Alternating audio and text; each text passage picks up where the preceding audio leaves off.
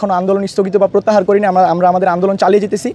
ইন্সট্রাক্টরদের অবৈধ পদোন্নতি এবং 2021 সালে তারা যে অবৈধ নিয়োগ পায় সেটা বাতিল করতে হবে।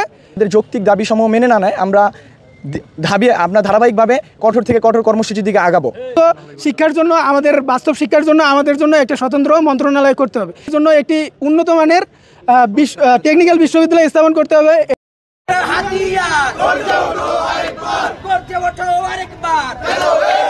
প্রথমে আশ্বাস দেওয়া হয়েছে যে আমাদের দাবিগুলো যৌক্তিক, সেই যৌক্তিক দাবিতে আমরা উঠে আসি। তারপরে সে আবার বলে যে আমাদের দাবিগুলো যৌক্তিক নয়, সে প্রেক্ষিতে আবার আমরা রাজপথে নেমে আসছি। আমরা মনে করি যে কারিগরি ছাত্র আন্দোলন বাংলাদেশের যে 6টি দফা তা আমাদের মেরুদণ্ড। আজকে নামলাম এটা কারণে যে সামনে আমাদের গত যে আন্দোলনগুলো ছিল সেই সময় ডিজি মহোদয় নিজে আমাদের 7 রাস্তায় এসে বলেছিলেন যে আমাদের সকল দাবি যৌক্তিক, কিন্তু আমরা যখন আমাদের আন্দোলন স্থগিত করি, সাময়িক স্থগিত করি, তখন তিনি একটা মিডিয়াতে সাক্ষাৎকারে তিনি বলেন আমাদের কিছু দাবি যৌক্তিক না, তারা আমাদের সেই দাবিগুলো মানতে পারবে না। কিন্তু তিনি কেন আগে বললেন আমাদের দাবি যৌক্তিক, এখন আমরা আন্দোলন স্থগিত করার পর তিনি কেন আবার বলতেছেন আমাদের দাবি যৌক্তিক না?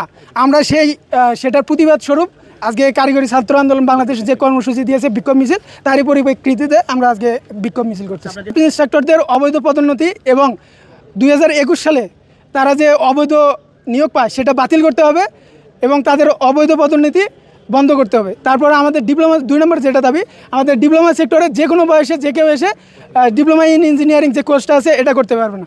আমাদের তৃতীয় যে দাবিটা আছে উপসহকারী পদ এবং সমমান যে পদগুলো আছে এখানে 10ম গ্রেড নিশ্চিত করতে হবে এবং বেসরকারি খাতে যেন সেখানে 10ম গ্রেডের যে বেসিক স্যালারি আছে সেই অনুযায়ী স্যালারি দেওয়া হয়।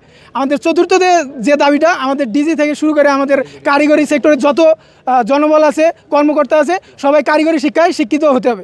পঞ্চম যে দাবিটা আছে সেটা হলো আমাদের মন্ত্রণালয়, আমাদের উন্নত শিক্ষার জন্য, আমাদের বাস্তব শিক্ষার জন্য আমাদের জন্য একটা স্বতন্ত্র মন্ত্রণালয় করতে হবে। এবং ষষ্ঠ যে দাবিটা আছে আমাদের জন্য একটি উন্নত মানের টেকনিক্যাল বিশ্ববিদ্যালয় স্থাপন করতে হবে এবং আমাদের যে নির্মাণাধীন 4টি ইঞ্জিনিয়ারিং কলেজ আছে সেগুলোতে ডিপ্লোমা সেক্টর থেকে শতভাগ সিট নিশ্চিত করতে হবে। আপনারা দেখেন 2021 সালে যে ক্রাফট ইন্সট্রাক্টর নিয়োগ হয় সেটা কিন্তু রাতারাতি নিয়োগ বিধি চেঞ্জ করা হয় এবং করার পরে তারা নিয়োগ দেয়। এখন আপনারা দেখবেন সেই সচিবও কিন্তু এখন জেলে আছে। তো এটা অবশ্যই ফ্যাসিস্ট সরকারের সময় থেকেই চলে আসতেছে এবং এর পূর্বেও আমাদের নিয়ে অনেক ষড়যন্ত্র হয়েছে, আমরা প্রতিবাদ করেছি এবং সফলতা পেয়েছি। আমরা আশা করি আমরা যে আন্দোলন করতেছি আমাদের যৌক্তিক আজকের যে বিক্ষোভ সমাবেশ সেটা দ্বারা আমরা সংশ্লিষ্ট যারা দায়িত্বশীল আছে বা মন্ত্রণালয়, সচিব মহোদয় সহ কারিগরি শিক্ষা অধিদপ্তর যারা আমাদের এই কারিগরি সেক্টর নিয়ে কাজ করতেছে তাদেরকে আমরা একটা মেসেজ দিতেছি যে আমরা এখন আন্দোলন স্থগিত বা প্রত্যাহার করিনি, আমরা আমাদের আন্দোলন চালিয়ে যেতেছি এবং তারা যদি অনতি বিলম্বে আমাদের যৌক্তিক দাবিসমূহ মেনে না নেয় আমরা ধারাবাহিকভাবে কঠোর থেকে কঠোর কর্মসূচির দিকে আগাবো।